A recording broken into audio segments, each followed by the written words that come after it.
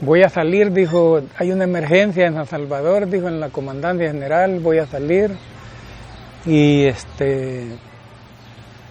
y voy a regresar, dijo, no sé cuándo. Y no, pues ya era plan, por eso es que a nosotros los utilizaron. Y desde el momento que se inventó esa guerra casi ya era un plan, eran ya acuerdos, y por eso es que no estamos muy de acuerdo a que se le llame acuerdos de paz, sino que se respete a los veteranos del ejército y los excombatientes del frente como verdaderos héroes, ¿verdad? Que peleamos engañados desde el principio casi.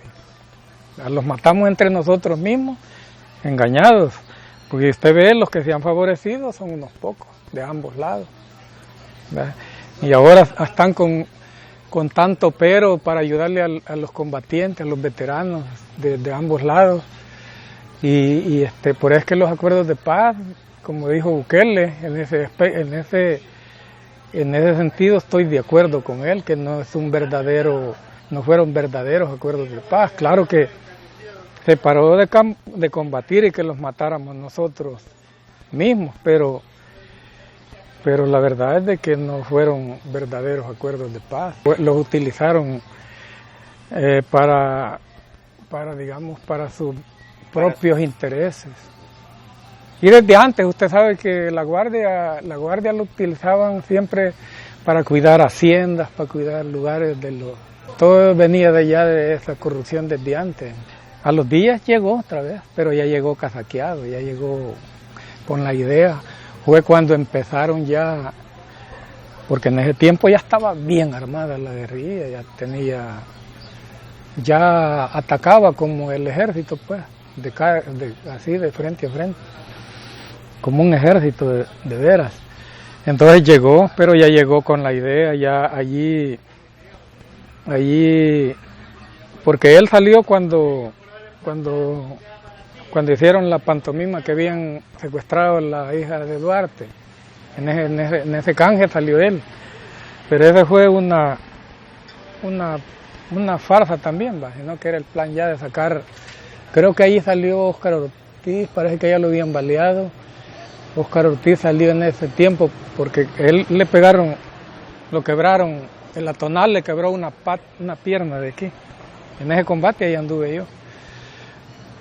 Bien jodida la pata, que había quedado así, llanta pacha. Y allá creo que fue a Rusia, no sé si fue en Rusia o en Cuba que lo operaron y ya ha quedado bien, ¿verdad? Y entonces, pero ya llegó Mayo con la idea y empieza a descansar. Y yo por eso me fui a la chingada en el 85. Ya los querían dar a todos los mejores combatientes, a los miembros del partido, porque yo llegué a ser miembro, y le digo, los quería dar Mayo a todos, y conocí unos camaradas que eran de allí mismo, el lugar donde yo ya me quedé acuartelado, de esos cantones de allí de la zona Ángela, unos camaradas que hasta eran guardaespaldas de Mayo, llegaron a ser compañeros, ¿cómo se llama? Anacleto, no, eran camaradas disciplinados. Conocí muchos que cuando me cuentan cómo fue la muerte de ellos, a garrotazos los mataron, amarrados a garrotazos los mandó a matar Mayo. Y pero era ya él que ya iba trabajado por los altos mandos del ejército. Fue una cosa que ya ve que la oligarquía y el ejército nunca, y los altos mandos del ejército nunca iban a estar contentos con la guerrilla por muchas bajas que hizo, pues, muchos lisiados que salieron del ejército, nunca iban a estar conformes. Entonces el acuerdo que se llegó es de que iban a parar las armas, pero que Mayo empezara a darle a los mejores guerrilleros, a todos los mejores. De aquí de Chalate llevaron pelotones a darles allá al paracentral. De aquí los mejores pelotones de aquí de los batallones de aquí, que aquí habían 2 batallones aquí en Chalate. Y a todos esos allá fueron a quedar esos pobres camaradas allá en los cerros allí de del Paracentral. Los acusaban de infiltres y no eran los camaradas, nomás era como había un grupito cercanos a él, a Mayo. Entonces a esto le decía, mira, hay que irle a dar a esos 5 que están allí, van a tener que irles a dar. Estos son infiltres. ¿Y qué? Pura paja, no eran infiltres. Mire, murió gente que entregó su vida, sus años de vida allí, porque yo he platicado con una, me gustaría que, si está viva todavía esa camarada, que la fuera a entrevistar, tal vez le consigo el conecte. Es de allá de por allá de Tierra Blanca también. Y esa supo, porque ella salió hasta el final, hasta que llegaron los acuerdos de paz, que entregaron las armas, todo. Y ella sabe mucho también cómo era. Y a mí no, pues a mí muchos compas que los conocí, que quedaron por ahí, ralitos que han quedado, me han contado cómo fue la muerte de esos camaradas. Cruel, muerte cruel. Dicen que ya por último, antes, los echaban con una 45, en la cabeza. Pero ya por último, para no hacer escándalo, con una piocha o un hacha, dicen que les daban en la cabeza. Por el Paracentral hay un grupo de veteranos, pero solo del frente, creo que solo son de las FPL, eso. Me han invitado, pero como está retirado allá, se reúnen allá por San Vicente. Hubo un tiempo que se paraban y en la época del invierno, pero a parar los camiones que iban con toldos para quitarle los toldos para hacer champas allá en los campamentos. Más que todo eso. Pero porque de algunos videos que salen, la verdad es de que, al menos por eso le digo que la organización más disciplinada y más seria era la FPL, porque allí no se permitía que ir a parar buses, a quitarle dinero, a pedirle dinero a la gente, porque ese ya era como bandolerismo, ¿no? En cambio, en las otras organizaciones tuvieron que ajusticiar, la misma organización ajustició un pelotón entero, con todo y el jefe, la misma RN, porque salían a la calle a robar. Es más, se habían ido con todo y armas, habían dejado la organización y se habían ido ellos a campamentar a otro lugar, apartándose, pero para salir nomás a robar. Entonces, en ese tiempo fue un gran desprestigio para las organizaciones, pues, porque creían que todo el guerrillero era ladrón, y no era así. Había una disciplina en dos de las organizaciones, que eran las más grandes, pues, que el RP y la FPL, que fueron las que combatieron más, pues. Bueno, se hacían varias clases de tatú, algunos para guardar armas o abastecimiento como ropa, comida, y habían otros tatúos que se hacían antiaéreos, soportaban algún bombazo de 500 libras, no creo, porque de 500 libras eran boquerones que hacían, no sé, casi los dejaba al alto de la luz el hoyo, así, y los palos de mango así gruesos los hacía hasta retorcidos. Y una vez ahí estaba Mayo, cuando detectaron el campamento y al mando le tiraban, ahí estaba todo el mando esa vez, en un lugar que se llama La Loma, quiero ver, sí, La Loma, no, se llamaba el Cablotal. Mire, cayeron algo cerca las bombas del mero mando, pero ese fue dedazo que pusieron de que ahí estaba el mando. Ahí estaba Mayo, estaba Milton creo que no estaban otros. Y esa vez los anduvieron algo cerca. Esa fue barbaridad de armas que metieron de Nicaragua, allá por el lado de Jucuarán, por el lado porque ahí por Jucuarán pega el mar así, el mero cerro. No hay playa allí. Entonces ahí metían las lanchas.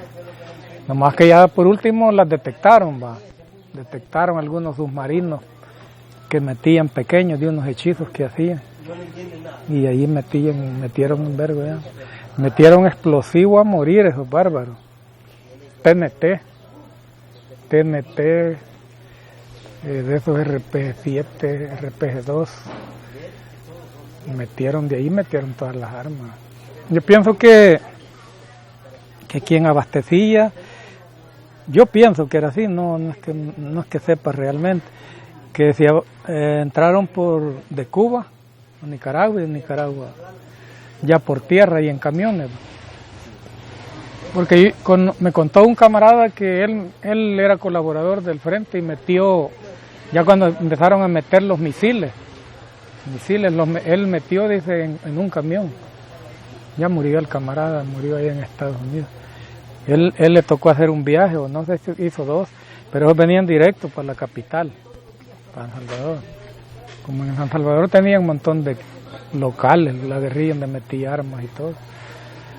Por eso es que cuando la ofensiva esa, ya vi el montón de armas adelante.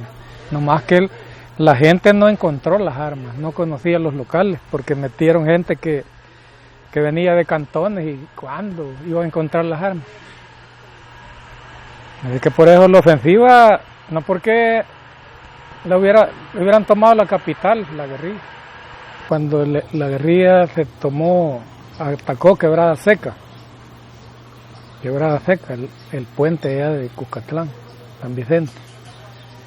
Ese combate fue sangriento. Allí perdimos 9 nosotros y más los heridos, nos mataron 9. 7 los vi yo allí, que los pudieron sacar, pero 2 no aparecieron, sería que se fueron con el ejército o cayeron en algún barranco, porque puta, si hay un gran perro que había, si a todos los guerrilleros que jodieron solo aquí en la cabeza, aquí en la mera frente les pegaron. Sí, no tenían otro lado, porque nomás asomaban la cabeza y aquí en la frente, 30 soldados. Eso, déjenme contarles que a mí me tocó que en ese tiempo andaba un pelotón yo. Es la única vez que salí a combatir con el pelotón que me habían dado. Entonces, exploramos primero y fuimos como a 2 exploraciones en la noche, solo íbamos como unos 2 o 3 a ver, acercarlos lo más que pudieron. Llegábamos a las trincheras casi. Y entonces, fuimos a la exploración, porque primero era la información, cuántos soldados hay, cómo es el movimiento, y de allí planificar el ataque. Como le digo, se empezaba de la información, la exploración, la planificación, y allí el día que se iba a atacar. Entonces ya teníamos la información que había un pelotón de 30 soldados en un bordo, no estaban en el mero puente. El puente estaba así y un cerro así, y estaba ese pelotón era de maniobra que tenía el ejército allí. No sé si eran fuerzas especiales, hasta el momento no sé si eran de fuerzas especiales. La cosa que era un pelotón de maniobra, que si llegaban a atacar el puente, este pelotón iba a caer por detrás del ejército, a caerle por detrás a la guerrilla. Y no, pues como ya tenía planificado, lo que se hizo fue rodear el pelotón ese, rodearlo y no dejarlo salir, no dejar hacer la maniobra. No, hombre, si, mire, eran las 7 de la mañana ya de día y no se rendían los soldados, pero porque solo habían quedado como unos 3 tirándole granadas de esas hechizas, de unas que se hacían ahí mismo, de unas hechizas de tubo. Y así los mantuvieron cuando venía un pelotón, el número 1, pero esos eran los más perros de la guerrilla, que casi todos esos murieron, ya Mayo los mandó a quebrar. Había un comandante, Walter, y me dijo a mí, mira, me dijo, ¿y qué pasó aquí? No, le dije yo, ahí están aquellos, le dije, no quieren rendir. Y salen con los RPG-7, aquellos, no, hombre, de un solo. Sí, como a los 10 minutos los habían rendido ya, que le rindieron. Nomás que había uno que le decían murciélago. El murciélago era un guerrillero perro para pelear, ya estaba todo baleado, lo tenían ya. Todo jodido, pero ahí andaba. Y lo que hicieron fue que lo que pasó que cuando se rindieron, este murciélago los ametralló a todos los 30 soldados. Se los echó. Y ya casi la misma organización los querían joder al murciélago porque estaba prohibido hacer eso, pues, porque el soldado que rendía ya no estaba la orden que no había que, incluso había que cuidarlo, había que tratarlo lo normal, ¿va? Como por los mismos derechos humanos que ya estaban. Y no, este se los quebró. Ya casi se lo andaban quebrando por eso. Y lo perdonaron. Pero el Mayo se lo quebró después. El Mayo. Y salió solo un cadete. El cadete se corrió. A saber cómo hizo para salir. Con un soldado. Porque era un cadete el encargado de allí, de esas unidades que habían ahí. Y ese cadete lo estuve cuidando yo como 4 días, 5 días. Cuidándolo, ahí lo llevábamos al río a bañar, tenía su comida, cigarros, le dábamos hasta cigarros. Y le preguntaba yo y le dije, ¿por qué llorás? Porque lloraba el baboso. Ahí le dije, ¿por qué llorás? No, hombre, es que tenía su buen quemón aquí en la pierna. Y me decía, no, es que mi mamá está enferma allá en San Salvador. Él era de San Salvador. Me dijo, está enferma y si se da cuenta que me capturaron, se va a morir. No, hombre, le decía yo, si ya vas a llegar. Y era cierto, pues, porque allí solo los tenían se capturaban para sacar la información, sin torturarlos, pues. Y allí lo curaban de sus heridas. Y le digo, lo entregaron a la Cruz Roja. Así que ese fue el resultado de ese combate y ya oí yo hablar de algunos militares sobre ese combate que anduvieron allí. Porque allí salieron en desbandada, casi todos. Pero esos 30 no escaparon de allí. Es que me digo, los combates así. Y ese comenzó igual, desde las 10 de la noche hasta que amaneció. No, hombre, si a mí me iban a hacer levantado con una M60. Si no es un palo de Conacaste que estaba por allí, más que eran balas de las trazadoras, que en la noche se ve bien la bala. Pero sí estuvo perro ahí esa vez. Mayo fue que a Mayo ya cuando vieron que algunos comandantes de más bajo nivel vieron ahí que ya se estaba pasando, pues como que veía, si este compañero no es nada y por qué lo han mandado a matar. Ya era muy sospechoso, que es por gusto. Y entonces unos camaradas se encapricharon de ahí mismo, del Paracentral, y lo desarmaron. Y eso me lo contó uno que era de abastecimiento, que era encargado de jalar zapatos y toda gozada para la zona. Me contó a mí aquí en Salvador, ya hoy después de la guerra, después que lo habían ajusticiado él. No, me dijo, sí, ahí estaba yo, me dijo, cuando primero lo desarmaron a Mayo, y allí lo andaban jalando, con un burro, jalando agua, dándole vuelta al molino para hacer las tortillas, todo como cualquiera, más bajo que cualquier otro. Y lo pusieron a moler, lo pusieron a jalar. Por último dicen que lo dejaron tirado en una invasión que entró el ejército, lo dejaron por allá tirado con un burro que llevaba y apareció otra vez, como él ya conocía esa zona, y de cuerudo se volvió a ir a meter a la zona. Y entonces fue cuando ya decidieron mejor que le dieran, lo iban a fusilar y escogieron una escuadra ahí de combatientes. Se me hace que ya sabía este cabrón de Sánchez Serén, ya sabía, o él mismo quizás dio la orden que ya se lo echaran. Y porque Serén sabía de toda esa matanza, él sabe, porque está vivo todavía. Y a Mayo le voy a decir que aunque hizo esa matazón, a Mayo lo usaron también. Sí, Mayo era un gran comandante, hombre, sí. No le digo que combatimos juntos, pues.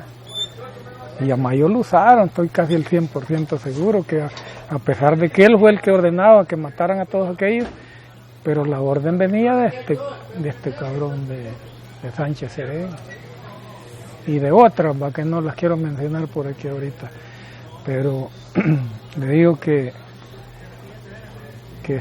lo usaron a él también, murió bien feo. Él me contó este camarada que dice que lo último que pidió, él tenía un hijo y ya estaba muchacho, que le cuidaran a su hijo. Yo creo que por ahí debe estar ese muchacho.